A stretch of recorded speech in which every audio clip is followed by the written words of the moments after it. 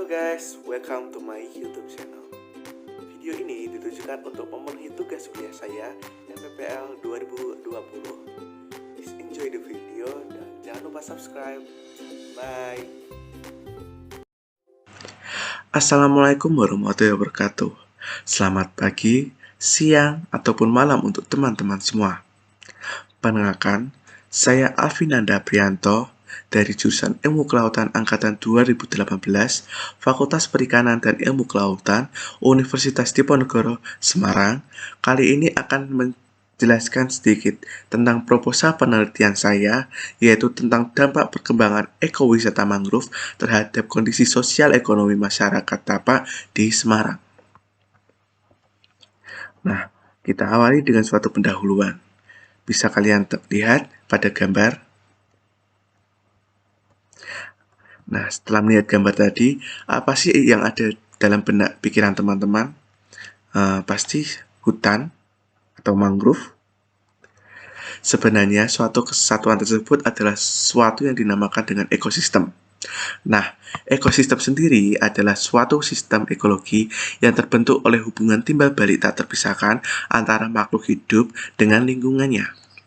Ekosistem juga bisa dikatakan juga sebagai suatu tatanan kesatuan secara utuh atau menyeluruh antara segenap unsur lingkungan hidup yang saling mempengaruhi.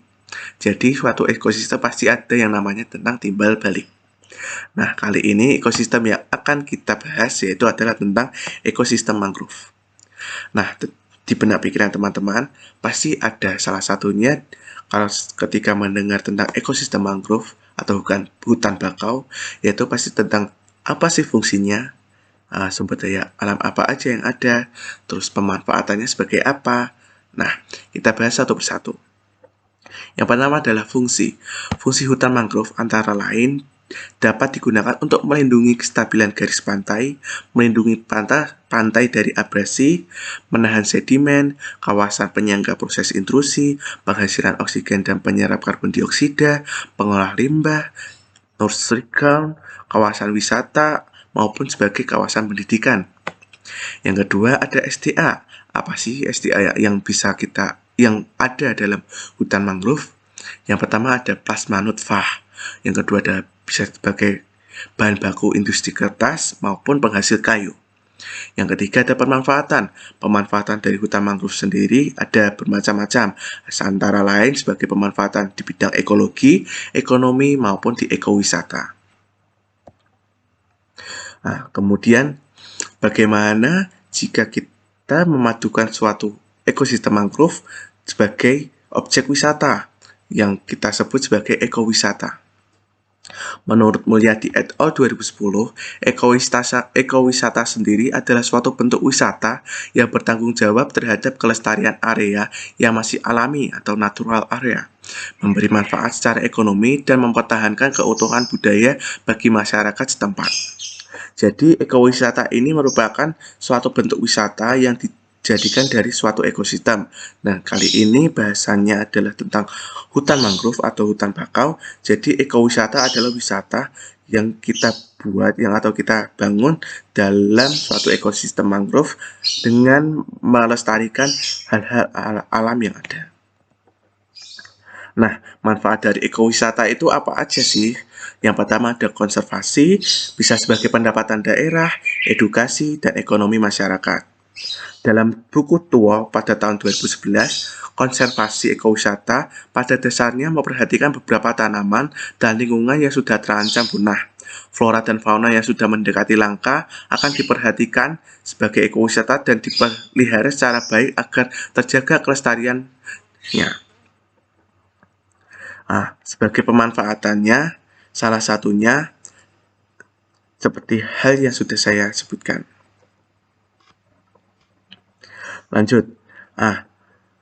Jadi dapat disimpulkan bahwa dalam suatu ekosistem itu apabila dijadikan sebagai suatu ekowisata, maka akan mempengaruhi dampak sebagai pariwisatanya tersebut maupun ke masyarakat, karena masyarakat secara langsung maupun tidak langsung pasti akan terpengaruhi oleh ekowisata atau ekosistem yang dijadikan suatu pariwisata di wilayah tersebut. Nah, tujuan dari penelitian saya yaitu adalah untuk mengetahui dampak ekonomi pembangunan wisata mangrove pada masyarakat pesisir pada perairan Tapak, Kecamatan Tugu, Kota Semarang. Yang kedua, mengetahui dampak sosial pembangunan wisata ekowisata mangrove pada masyarakat di perairan Tapak, Kecamatan Tugu, Kota Semarang. Manfaat dari penelitian ini yaitu untuk mengetahui dampak sosial ekonomi pembangunan wisata mangrove pada perairan Tapak, Kecamatan Tugu, Kota Semarang. Kemudian kita lanjut ke landasan teori. Nah, tadi kita sebutkan bahwa wisata dan mangrove dapat kita jadikan sebagai suatu ekowisata. Nah, apa sih prinsip dalam menjadikan suatu ekowisata tersebut? Yaitu ada antara lain sebagai ekologi, sosial, dan ekonomi.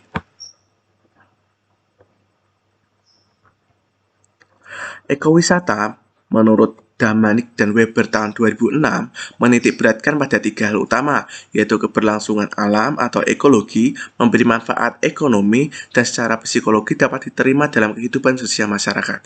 Jadi, kegiatan ekowisata secara langsung memberikan akses kepada semua orang untuk melihat, mengetahui, dan menikmati pengalaman alam, intelektual, dan budaya masyarakat lokal. Nah, kemudian ada kawasan mangrove Tapak. Nah, kawasan ini kan akan kita jadikan suatu pariwisata atau ekowisata. Nah, ekowisata pasti akan mempengaruhi tentang ekonomi maupun edukasi masyarakat setempat.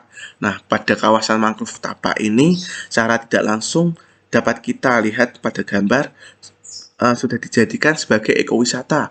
Nah, pasti untuk masyarakat sekitar ini pasti memiliki dampak yang secara langsung maupun tidak langsung. Nah, dampak yang saya sebutkan salah satunya adalah sosial dan ekonomi. Nah, suatu ekowisata dalam hal ini adalah ekowisata hutan mangrove di perairan Tapak, Semarang, pasti akan mempengaruhi baik kondisi sosial maupun ekonomi pada masyarakat sekitar di wilayah perairan tersebut.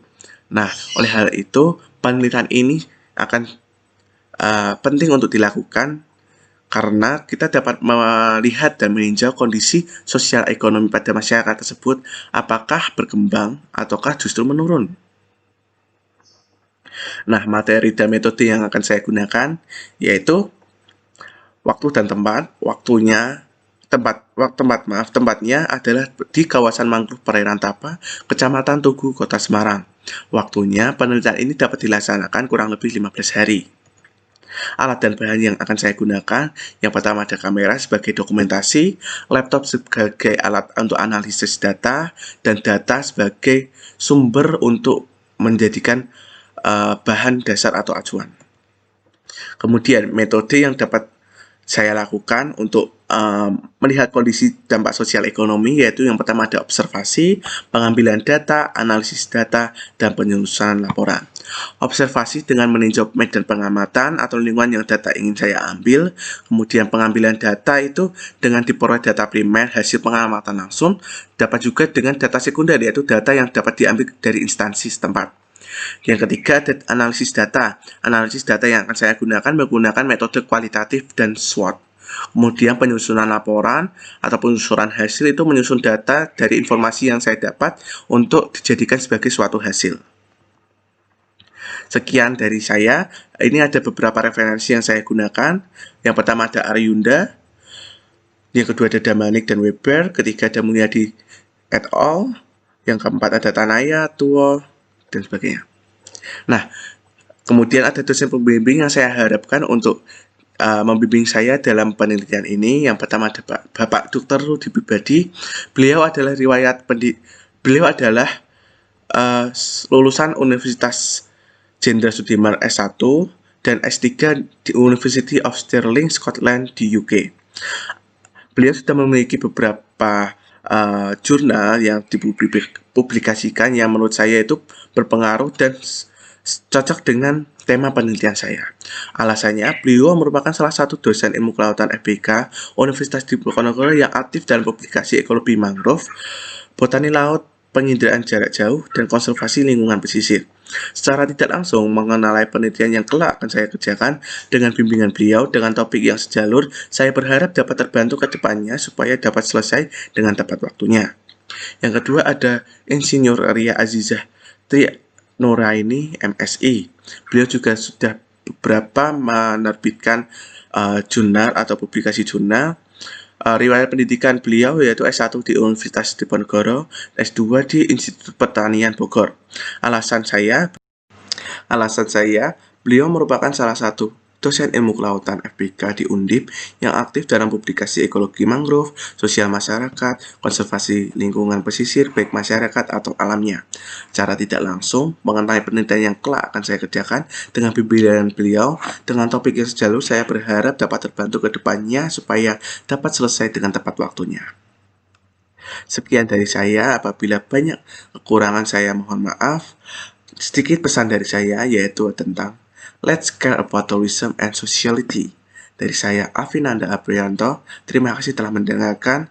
Wassalamualaikum warahmatullahi wabarakatuh.